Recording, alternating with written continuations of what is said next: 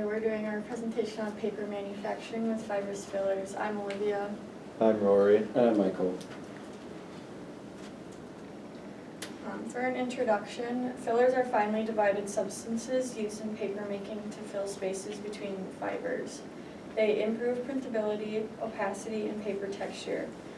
Examples of these fillers can include talc, clay, gypsum, and calcium carbonate. These materials also enhance sustainability by reducing the need for wood fibers. They lower the energy use during drying and improve process efficiency. And our goal for this project was to evaluate the economics and environmental benefits of using fibers in paper manufacturing. Paper fillers come in two main categories. These are natural and synthetic. As you can see in the table, these are some examples. There's calcium carbonate or chalk and clay, which are natural, and then precipitated calcium carbonate and aluminum silicate, which are synthetic. These materials differ in brightness and impact paper properties. For example, clays produce a warmer tone, while synthetic fillers tend to give a cooler or a blue tone. Fillers also influence how light interacts with paper. They can enhance brightness and the paper quality. Now we just have a short video so you guys are actually able to see the process without looking at pictures. It just kind of goes over all the different steps that I can explain as it goes.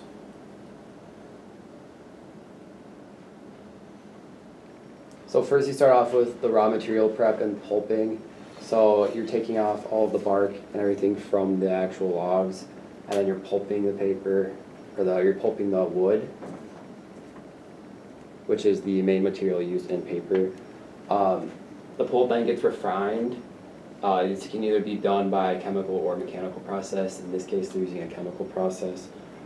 They both have like different, there's advantages and disadvantages to which type of process you use, and this is done to alter the property of the wood, so that of the wood fibers, so that you're able to achieve the desired characteristics that you want.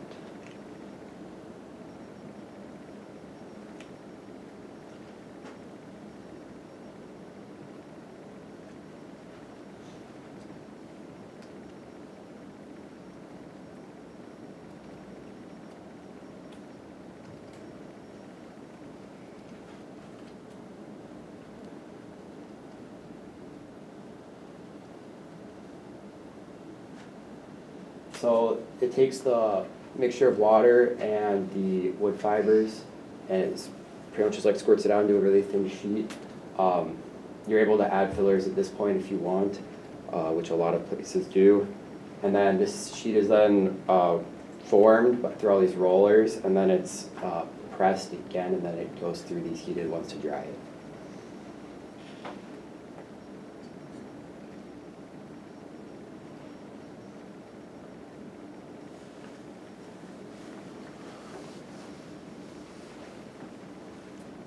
Paper is then it's wound into these really big rolls. It's just easier for transportation and storage throughout a facility like that until it's ready to finally be used for the final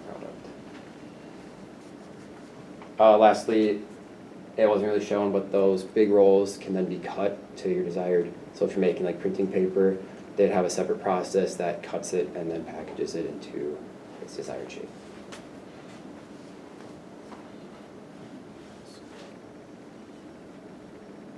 And then now for equipment and tooling, the 4-incher machine is the most widely used paper machine today. The diagram on this slide shows the setup of these machines. Each machine has 3 main parts.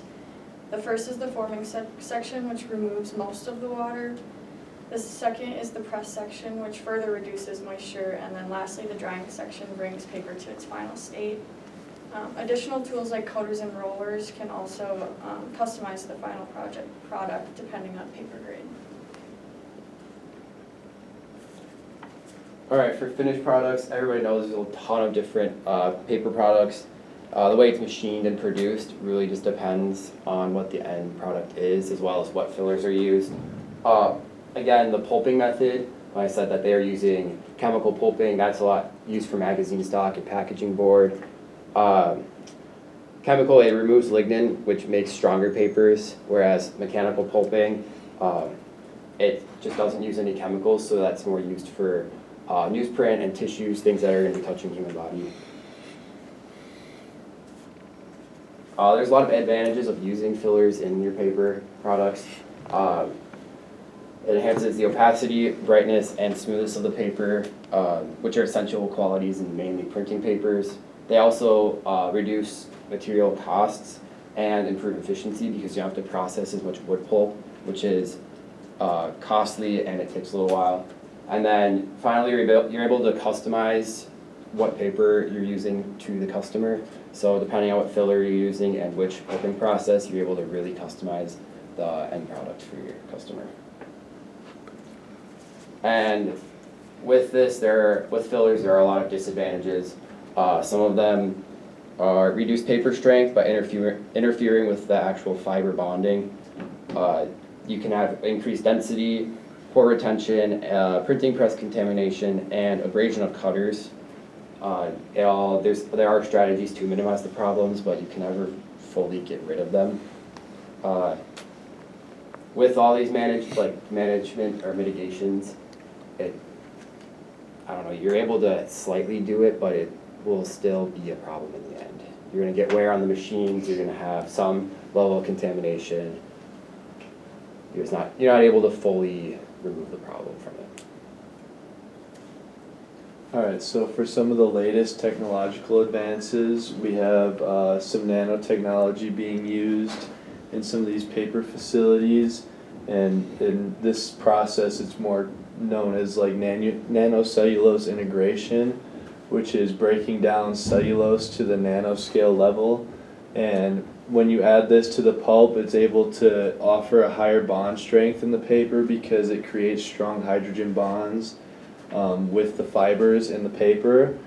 And it also allows for higher filler content within the paper without compromising some of the properties that the customers may need, like strength or opacity, and especially paper smoothness, because nanocellulose is brought down to such a small level, it makes it a lot smoother. This offers biodegradability and sustainability improvements because cellulose is a naturally acquired material. And additionally, a lot of these paper plants are adding digital technology or machine learning into their machinery, which is essentially real-time production monitoring that uses sensors that analyze the output so that they're able to recognize if there's any adjustments or improvements that need to be made live, and that information is relayed back to the beginning of the process so that they don't actually have to stop the machine in order to get the paper to where it needs to be based on customer requirements. This is very good for improving product consistency and reducing waste because it's preventing the machine from actually having to stop for setup time or like breakdown time based on what the issue is. And this is also a sustainability improvement as well because every time you have to stop a machine, you cause a lot of waste, and this reduces that in a big way. And then for some innovative techniques that are being used, most of these techniques that are being brought into this industry are to help increase the fiber bonds that Michael was talking about before. So the first one being surface modification, which is where fillers are modified with biopolymers such as chitin and starch to improve the bonds between the fillers and the fibers, which helps keep the paper stronger. And then another method that people are using in this industry is fiber pre-flocculation, which is where these fibers are pre-flocculated with polymers that form composites. And this helps reduce the surface contact between the fillers and the fibers, which actually correlates to a stronger bond between them. And then lastly, we have filler fiber composites, where we see composites being formed through chemical and physical methods. And the fiber component of the composite increases the bond strength. And then these aggregated filler particles that come out of this help alleviate some of the negative effects of the filler fiber bonding.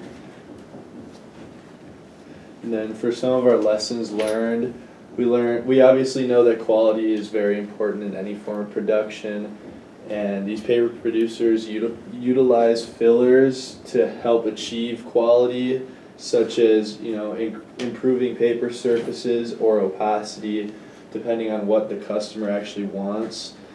And then fillers are just a cost-effective way to help make paper while not compromising some of these qualities that customers need in the paper.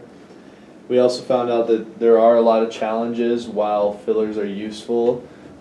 Fillers do cause trade-offs in characteristics based on how much of a filler you need and also the amount that you're putting in the paper.